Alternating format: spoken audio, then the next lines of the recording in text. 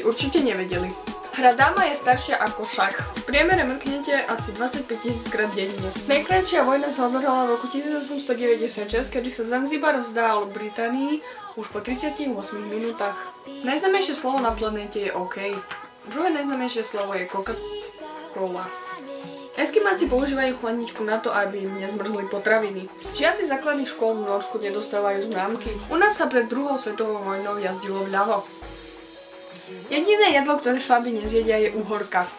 Uhorka je ovocie, nie? Ak by bola Barbie skutočná žena, jej miery by boli 39, 23, 33 a mala by 215 cm. Je uhorka ovocie. Ale vážne uhorka ovocie?